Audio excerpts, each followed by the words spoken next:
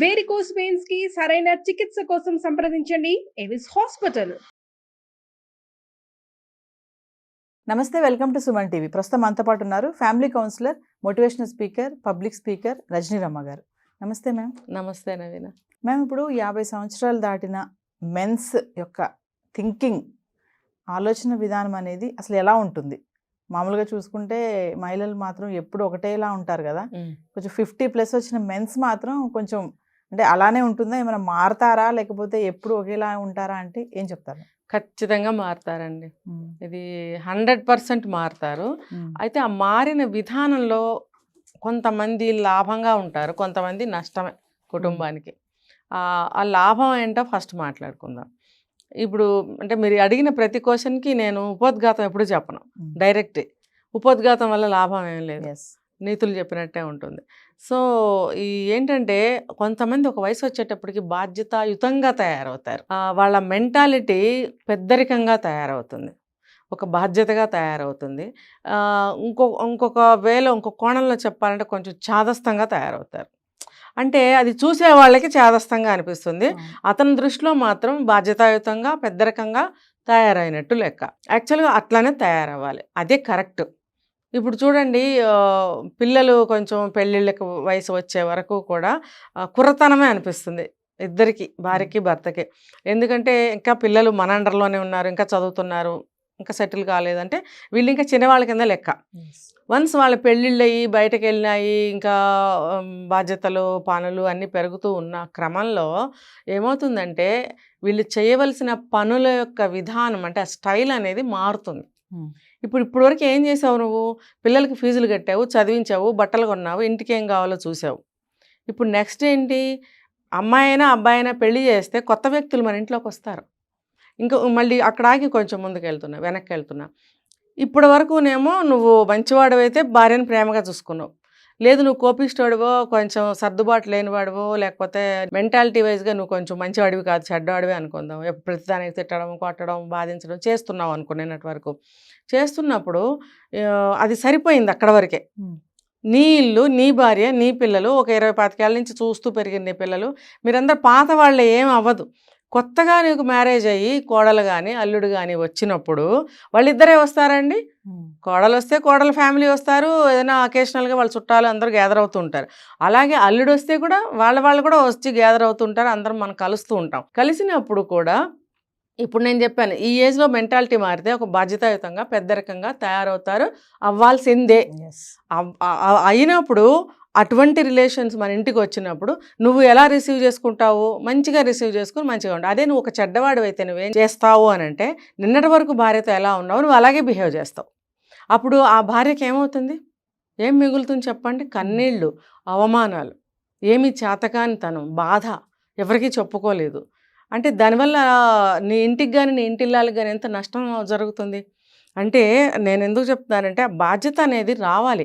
మన ఇంటికి కొత్త వ్యక్తులు వస్తున్నారు, మా అల్లుడు వచ్చాడు, కోడలు వచ్చింది, వాళ్ళు వస్తున్నారు, వెళ్తున్నారు, మన మెంటాలిటీ మార్చుకోవాలనే బుద్ధి, జ్ఞానం ప్రతి మగాడికి రావాలి.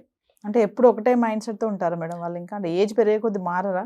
చెప్తున్నా అదే, మారుతున్నారు అంటే ఇది ఒక కేటగిరీ. మారుతారు, మారి ఇప్పుడు ఇలా వచ్చిన రిలేషన్, కొత్త బంధువులు వస్తే మంచిగా చూసుకుంటారు వాళ్ళని, సాంప్రదాయంగా ఇంట్లో అన్నీ జరిపిస్తారు. ఆ భార్యకి పెద్దగా కష్టమేమి ఉండదు. అయితే మారని వాళ్ళు ఉంటారు, మారని వాళ్ళు కాదు ఇంకో రకంగా మారిన వాళ్ళు ఉంటారు. ఇప్పుడు నిన్నటి వరకు నువ్వు బాధించావు భార్యని, అంటే మారుతారు కానీ ఇంకో రకంగా. అందుకే నేను క్లారిటీగా చెప్తున్నా. ఇప్పుడు ఇందాక నేను చెప్పాను ఒక పాయింట్, నువ్వు ఇప్పుడు వరకు తిట్టావు, కొట్టావు, అవమానించావు భార్యని, నీ పిల్లల దగ్గర, నీ ఇంటి దగ్గర, మహా అయితే నీ తల్లిదండ్రుల దగ్గర, ఆ అమ్మాయి తల్లిదండ్రుల దగ్గర మాత్రమే తెలుసు నువ్వు పాతాడు అయిపోయావు. ఇప్పుడు ఈ కొడుకులకి కూతుళ్ళకి పెళ్ళిళ్ళే కొత్త బంధువులు వస్తున్నప్పుడు నువ్వు ఇదే మెంటాలిటీతో ఉన్నావు అని అంటే, వాళ్ళ దగ్గర ఉన్నావు అని అంటే కాదు, అక్కడ నీ ఇటువంటి మెంటాలిటీ అక్కడి నుంచి నీ 50 years తర్వాత ఇంకొంచెం పదునుగా తయారవుతావు నువ్వు. ఈ కేసులే ఎక్కువ ఉన్నాయి. ఎందుకంటే నీ బుద్ధి దరిద్ర బుద్ధి. నిన్నటి వరకు పెద్ద వయసు వచ్చింది, మారాలి కదా, మారకుండా మారతాడు. ఎలా మారతాడు? ఇంకొంచెం కఠినంగా మారతాడు. ఎందుకు? నాకు ఇంటికి అల్లుళ్ళు కోడళ్ళు వస్తున్నారు, మనవరాళ్ళు పుట్టారు, అటు వాళ్ళ సైడ్ బంధువులు వస్తున్నారు, నా పెద్దరికం ఇంకా పెరిగింది, నేను ఎలా కూర్చుంటాను? సో నేను ఇంకొంచెం గట్టిగా తిట్టాలి, నేను ఇంకొంచెం ఎక్కువ పెత్తనం చేయాలి ఇంటి మీద కానీ భార్య మీద కానీ. అంటే నిన్నటి వరకు నువ్వు చేసిన చెడు ప్రవర్తన ఏదైతే ఉందో అది ఇవాళ నుంచి ఇంకొంచెం ఎక్కువ పెంచుకుంటున్నావు నువ్వు. దానివల్ల ఏమవుతుందంటే ఫ్యామిలీ ఇంకా ఎక్కువ బాధపడతారు. ఇంకొక పక్క నుంచి నువ్వు చెడ్డవుతావు. అరే స్టార్టింగ్లో నువ్వు మంచివాడు, అబ్బో పెళ్ళాన్ని భలే అదుపులో పెట్టాడు, తను ఏం చెప్తే అది వినాల్సిందే ఆ భార్య, ఆవిడ మాట నడవదు అంటే ఇది కొత్తలో అనుకునేది. దానివల్ల ఏమవుతుంది, భార్య చులకన అవుతుంది అవతల వాళ్ళకి. కొద్ది రోజులైన తర్వాత ఏమవుతుంది, ఇతను కూడా చులకన అవుతాడు. ఓవరాల్గా టోటల్గా ఇద్దరు కూడా బయట వాళ్ళకి చులకన అవుతారు. బయట వాళ్ళ సంగతి పక్కన పెడితే వచ్చిన అల్లుడో కోడలో ఉంది, ఖచ్చితంగా తాటాకులు కట్టి పారేస్తారు. ఇంకా అతని మాటకి విలువ ఉండదు, ఈవిడ మాటకి విలువ ఉండదు. అప్పుడు ఎంత జీవితం అనేది ఎంత భారంగా తయారవుతుందో చూడండి. ఇంకొకటి చెప్తా, ప్రతిదీ అతని మాటే చెల్లాలి. ఒకవేళ మంచిగా మారిన మగవాడైనా మారని మగవాడైనా అతని మాటే చెల్లాలని అనుకుంటే కనుక, ఇప్పుడు బాధ్యత వచ్చేసింది నా మీదకి, నాకు పెద్దరికం వచ్చేసింది, నా మాట నడవాలి, నేను చెప్పింది నేను కరెక్ట్గా నడిపించాలి అనే బాధ్యత వచ్చేసింది అతనికి. వచ్చేసి ఇగో ఇలాగే చేయని అంటే కూడా ఆ భార్యకి నరకమే. అరే అట్లా కాదు, ఏ వయసుకైనా సరే భార్యాభర్తలు ఇద్దరు సమానమే అని నేను ఎప్పుడు మొత్తుకుంటున్నాను. ఆ సమానత్వం ఎప్పుడు బాధ్యతాయుతంగా, బాధ్యత అనే ఒక ఇదిలో నువ్వు బాధ్యతను తీసుకున్నప్పుడు మాత్రమే సమానత్వం. అంతేగాని నువ్వు తాగి తందనాలు ఆడతాను, భార్యను కొడతాను, అవమానిస్తాను, లేకపోతే ఈవిడు కూడా నా పాటికి నేను తిరుగుతాను అంటే అది సమానత్వం ఉండకూడదు. అక్కడ ఉండకూడదు. ఎప్పుడైతే మీరు బాధ్యత తీసుకుంటారో అప్పుడే మీకు సమానత్వం వస్తుంది. అంతేగాని ఈ వయసులో ఇంకో పోయేకాలం వస్తుంది. ఇది ఒకటి చెప్పానా, ఇంకో పోయేకాలం చెప్తా. వీడేం చేస్తాడు, వీడు అనే అంటా నేను, వీడేం చేస్తాడంటే ఇందాక మనం చెప్పుకున్నాం, మొబైల్ చూస్తూ ఉంటాడు కాదు, కొద్ది రోజులకి అడిక్ట్ అయిపోతాడు. మొబైల్ అడిక్షన్లో ఉంటాడు వాడు తాగినోడి కన్నా లేకపోతే ఏ వ్యసనం కన్నా ఘోరమైన వ్యసనం ఏదైనా ఉందంటే ఈ సెల్ ఫోనే నా దృష్టిలో. వాడు అందులో మునిగాడంటే వాడు పిచ్చెక్కుతుంది వాడికి, కొట్టేయాలి తిట్టేయాలి యువతల వాళ్ళు ఎవరైనా డిస్టర్బ్ చేస్తే. నోటుకు వచ్చినట్టు వాగుతాడు అనమాట. ఆ నోటుకు వచ్చినట్టు వాగటము, ఇంకొంచెం ముందుకెళ్తే కొట్టడము, దెబ్బలాడుకోవటము. ఈ పెద్ద వయసు వచ్చిన తర్వాత చాలామంది ఇప్పుడు విడిపోతున్నారు. ఇది ట్రెండింగ్ న్యూస్. ఎందుకు అంటే ఇవే కారణాలు. నేను పెద్దోడినయ్యాను, నాకు పెద్దరికం వచ్చింది, అబ్బో నువ్వు కాదు అనుకోవడం. నీ భార్యకి రాలేదా? ఇప్పుడు ఇద్దరూ కలిసి ఇంతకాలం కాపురం చేస్తేనే కదా మీకు అల్లుళ్ళు కోడళ్ళు వచ్చారు. అలాంటప్పుడు ఇద్దరికి సమానమే కదా. నీకే వచ్చిందేంటి వయసు, సమానత్వం, పెద్దరికం, ఆవిడికి రావా? అలా వచ్చినప్పుడు నువ్వు ఏం చేయాలి, సమానంగా ఆవిడని గౌరవించడం నేర్చుకో. మినిమం రెస్పెక్ట్ చేయండి. నువ్వేం పూలదండలేసి కిరీటాలు పెట్టి కాళ్ళకి నీళ్లు పోయక్కర్లా, ఏమీ చేయొద్దు. మాటలతోటి రెస్పెక్ట్ చేయండి. మాటలతో రెస్పెక్ట్ చేసి మాటకి విలువిస్తే అదే మీరు ఇచ్చిన రెస్పెక్ట్ అవుతుంది. వీళ్ళు ఏం చేస్తారు, అక్రమ సంబంధాలు కూడా పెట్టుకుంటారు. ఇది మూడోది చెప్తున్నా నేను. ఏంటంటే భార్య ఇంటి పనులతోటి కష్టపడుతుంది, మోనోపాజ్ తోటి ఇబ్బందులు పడుతుంది. కొంత ఏజ్ వచ్చిన తర్వాత అనేక రకాలైనటువంటి హార్మోనల్ ప్రాబ్లమ్స్ వస్తున్నాయి లేడీస్కి. వచ్చినప్పుడు ఆవిడకి ఏంటంటే సెక్సువల్గా కొంచెం ఇంట్రెస్ట్ తగ్గుతుంది. దీనికి 2 కారణాలు. ఒకటి హార్మోన్స్ ప్రాబ్లం, రెండోది ఏంటనంటే ఇంటి వ్యాపకాలు, వ్యవహారాలు, వాటితోటి విసుగుతుంది. చెప్పనా దీనికి కొంచెం డెప్తే వెళ్తాను. అల్లుడు వస్తాడండి, అత్తారింటికి వెళ్ళానంటాడు కానీ మామగారింటికి వెళ్ళాను ఎక్కడన్నా మీరు చదివారా? ఎక్కడికి వెళ్తున్నారు అంటే పండగకి అత్తగారింటికి వెళ్తున్నాను, లేకపోతే ఇంకోటి అత్తగారు, దేనికి చూసినా అత్తగారింటికి కానీ మామగారింటికి కానీ ఎక్కడా లేదు. ఇప్పుడు ఏదన్నా ఇంటికి రాగానే అత్తగారు మంచినీళ్ళు ఇచ్చిందా లేదా, లేకపోతే అత్తగారు ఇంకోటి చేసిందా లేదా, ఇలా అత్తగారని నేను చెప్పను, పెళ్ళి కాకపోయినా కూతురికి కానీ కొడుకుకి కానీ ఆ ఇంటి ఇల్లాలనే కదా అంటారు. వాళ్ళ ఆవిడ లేదా వాళ్ళ అమ్మ ఇలాగే అంటారు. అంతేగాని పెళ్ళైన తర్వాత ఏమంటారు, అత్తగారు అంటారు. అంటే ఎప్పుడు చూసినా కాన్సన్ట్రేషన్ లేడీస్ మీదే. మరి ఆ మగాడు ఏమి అనడా, ఏమి చేయడా, దేనికి పనికిరాడా, వాడు ఏమైనా గొప్పాడా? నువ్వు గొప్పవాడు అయితే మరి నీ భార్యను ఎవరు అట్లా మాట్లాడరు. మరి అలాంటప్పుడు లేడీస్కి ఎన్ని రెస్పాన్సిబిలిటీస్ ఇంట్లో చూసుకుంటూ ఉంటుంది. అల్లుడు మర్యాద చేయాలి. కోడలు వస్తే నేను చెప్తున్నా చూడండి, అల్లుడి కంటే కోడలకి ఎక్కువ చూడాల్సిన రోజులు వచ్చినాయి. అంటే మనస్ఫూర్తిగా ఏ గొడవలు లేని ఇళ్లలో మనస్ఫూర్తిగా ప్రేమాభిమానాలు ఉన్న ఇళ్ళు చాలా ఉన్నాయి. అందులో నేను ఒకదాన్ని. అయితే సాధారణంగా తీసుకుంటే గొడవలు ఉంటూనే ఉంటాయి కదా. అలా ఉన్నప్పుడు ఇంట్లో ఎంత విసుగ్గా ఉంటుంది ఆ స్త్రీకి. ఇలా ఉన్నప్పుడు ఆ భర్త దగ్గరికి ఉండలేకపోతుంది, భర్తతో సెక్సువల్గా ఉండలేకపోతుంది. వాడేం చేస్తాడు, ఇంకో రెండో కారణం ఏంటంటే ఆవిడ యంగ్గా కనిపించలేదనుకోండి, అదొక కారణం. సెక్సువల్గా ఆవిడ ఇంట్రెస్ట్ చూపించట్లేదు, ఆవిడ యంగ్గా కనిపించలేదు, అబ్బో 25-30 ఏళ్ల క్రితం ఆవిడ ఉన్నట్టు ఇప్పుడు లేదు, తర్వాత ఆ స్టైల్ లేదు, ఆ అందం లేదు, ఆ చామ్ లేదు, కాబట్టి నాకు ఇంకోటి కావాలి. ఇప్పుడు 60 ఏళ్ళు 70 ఏళ్ళు వచ్చిన 20 ఏళ్ళ అమ్మాయి కావాలి దరిద్రుడికి. అందుకని ఏం చేస్తాడు, అక్రమ సంబంధాలు పెట్టుకుంటున్నారు. లేదు, చిన్న చిన్న గొడవలు పెట్టేసుకుని పెద్దవి చేసేసి ఆమెని ఇంట్లో నుంచి పంపించేయడమో డివోర్స్ ఇవ్వటమో చేసేస్తున్నారు. ఎందుకంటే వాడి చేతిలో ఇన్కమ్ సోర్సెస్ ఉంటున్నాయి, పెన్షన్స్ రావటమో ప్రాపర్టీస్ ఉండటం అనేది చేస్తాం. మన దరిద్రమైన కర్మ ఏంటంటే ఇప్పుడు ఓకే, ఒకప్పుడు ఆడపిల్లలకి ఆస్తులు అలాంటివి ఏమీ లేవు. ఆమె నిరాధారంగా భర్త దగ్గర సేవ చేసుకుంటూ భార్యని అని సమాధానపరుచుకుంటూ బ్రతకడమే తప్ప ఆవిడకి ఎటువంటి విలువ ఇంపార్టెన్స్ ఏమీ లేవు. మరి అలాంటప్పుడు అన్ని అతని చేతిలో పెట్టుకుని ఈవిడ నేర్పిస్తూనే ఉంటాడు అన్ని విధాల అంటే మీరు ఏ పాయింట్ ఆఫ్ వ్యూలో కూడా మీరు అనుకుంటే కూడా ఇది అందులోకే వస్తుంది.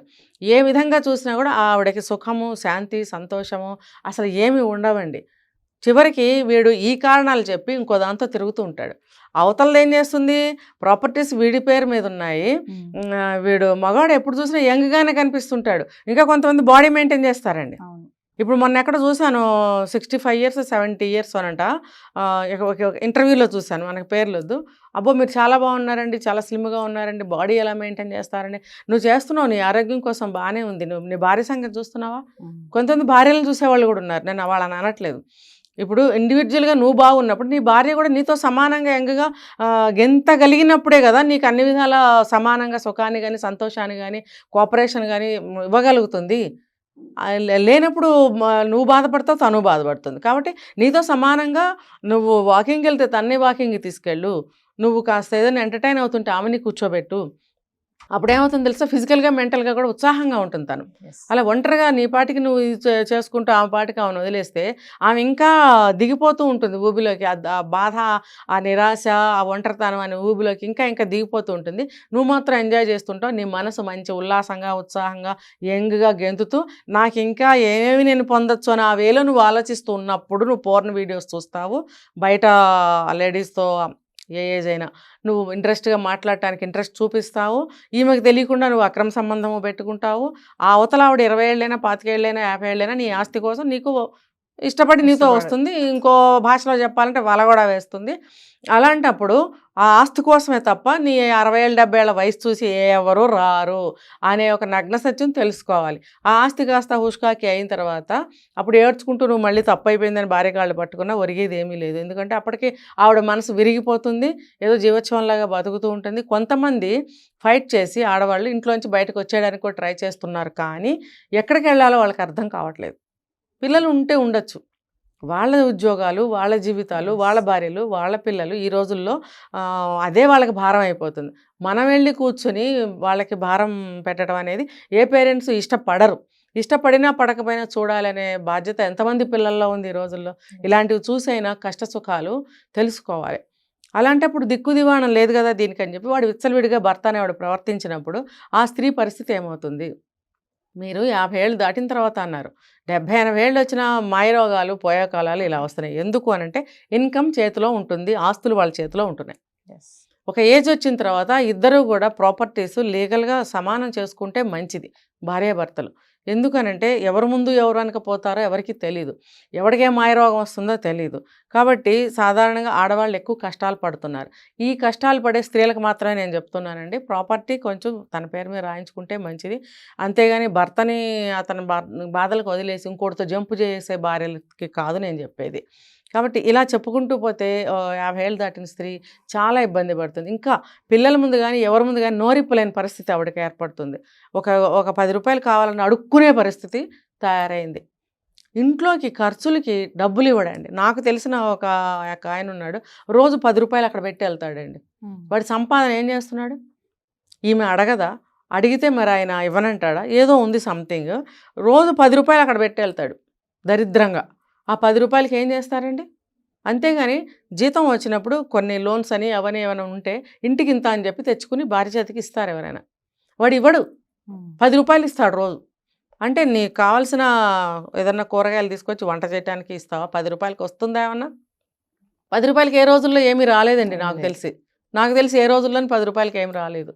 అంటే ఎప్పుడో 100 సంవత్సరాలు 60 సంవత్సరాల క్రితం నాకు తెలీదు. నా ఊహ తెలిసిన దగ్గర నుంచి 10 రూపాయలకి ఏమీ రాలేదు.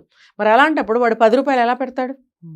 మరి ఏమన్నంటే ఆవిడ నిమిషానికి ఒకసారి అవమానించేవాడు, నిమిషానికి ఒకసారి హేళన చేసేవాడు. మరి ప్రతిరోజు వాడికి సెక్స్ కావాలి, ఇంట్లో మంచిగా కమ్మగా వండి పెట్టాలి. అంటే అందుకుందా నీకు భార్య? ఏ వయసు వచ్చినా ఇలా ట్రీట్ చేసే మగవాళ్ళని ఏమనాలి, ఏం చేయాలి? దయచేసి మగవాళ్ళు అలా ఉంటే కొంచెం మారండి ప్లీజ్. మీ అక్కలు ఉంటారు, మీ చెల్లెళ్ళు ఉంటారు, ఆ స్థాయి నుంచి ఆ వయసు నుంచి వచ్చిన మీ అమ్మలు ఉంటారు. ఇప్పుడు మీ భార్య కూడా ఆ స్టేజ్కి వచ్చింది కాబట్టి మీరు దయచేసి అలా చేయకండి, అర్థం చేసుకోండి, మారండి. ఇప్పుడు ఇంత వయసు వరకు మీకు ఉపయోగపడిన భార్య ఇంకా జీవితకాలం కమ్మగా వండిపెట్టలేదు, లేకపోతే సెక్సువల్గా ఉపయోగపడలేదండి, వాళ్ళని ఇబ్బంది పెట్టి మీరు బయటకు వెళ్ళారు అని అంటే మీ వివాహ బంధం కానీ మీ మధ్య ఉన్న ప్రేమ బంధానికి కానీ మీరు ఏమని సమాధానం చెప్తారు? ఇన్ని సంవత్సరాలు గడిపిన సమయానికి విలువ ఉందా? మీరు ఏం సమాధానం చెప్తారు కాలానికి? మీకు మీరు ప్రశ్న వేసుకోండి. Thank you.